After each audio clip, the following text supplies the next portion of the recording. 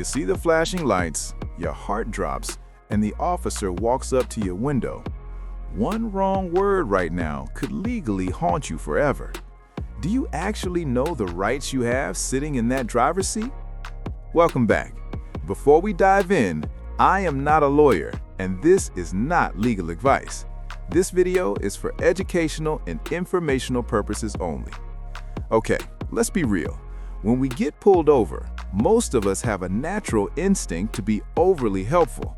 We think if we just explain ourselves or answer a few questions, the officer will let us off with a warning. But in the United States, traffic stops are often the first step in a criminal investigation. Officers are trained to get you to waive your rights without you even realizing it. Here are the critical rights you might not know you had and exactly how to use them. First up is the right to remain silent, but not the way you think. Most people know I plead the fifth, but they don't know when to use it. When an officer asks, "Do you know how fast you were going?" or "Where are you coming from tonight?"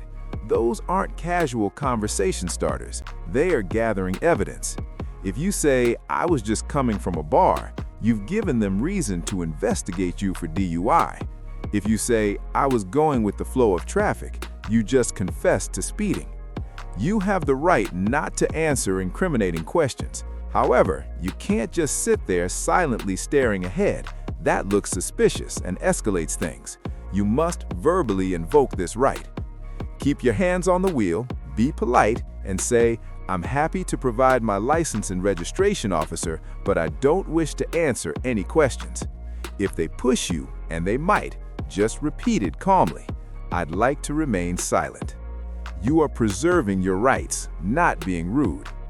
Next is a big one, the right to refuse a search. Imagine the officer hands you back your license, looks at you and says, "Hey, while I have you here, you don't mind if I take a quick look in the trunk, do you, just to check for weapons?" It sounds like a polite request, doesn't it? That is by design. They are asking for consent. If you say, "Sure, go ahead," because you have nothing to hide, you have just waived your Fourth Amendment protection against unreasonable searches.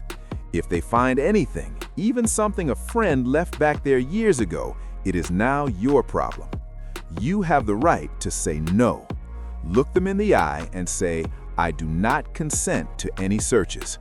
Now, listen closely. If the officer searches anyway, perhaps they claim they smell something or have probable cause, do not physically resist. Do not scream. Do not interfere. Stand back, keep recording if you can, and say it one more time for the record. "I do not consent to this search." Let your lawyer fight it in court later. The side of the road is not the place to win a legal argument. It is the place to stay alive and document everything. Third, let's talk about the time limit on traffic stops. This is crucial. A traffic stop is a temporary detention. Legally, it can only last as long as it takes to address the traffic violation, like writing the ticket. They cannot hold you there for 30 minutes just waiting for a K9 unit to arrive, unless they have reasonable suspicion of a crime. If you feel like the stop is dragging on and the officer is just stalling, asking you about your life story, you have the right to ask if you are free to leave. The script is simple. "Officer, am I being detained or am I free to go?" If they say you are being detained, stop talking and wait. If they say you are free to go, leave calmly.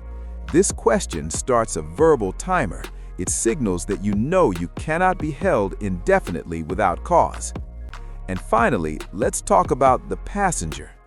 Be the calmest person in the interaction. Keep your hands visible on the steering wheel. Turn on your dome light at night. Do not make sudden moves. Use the scripts, "I do not consent to searches," and "I'd like to remain silent." These simple sentences create a legal shield around you. They protect you in the moment, and they give your lawyer a fighting chance in the courtroom if things go wrong.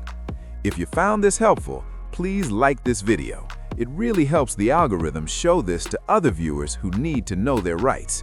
Stay safe out there, know your rights, and I'll see you in the next one.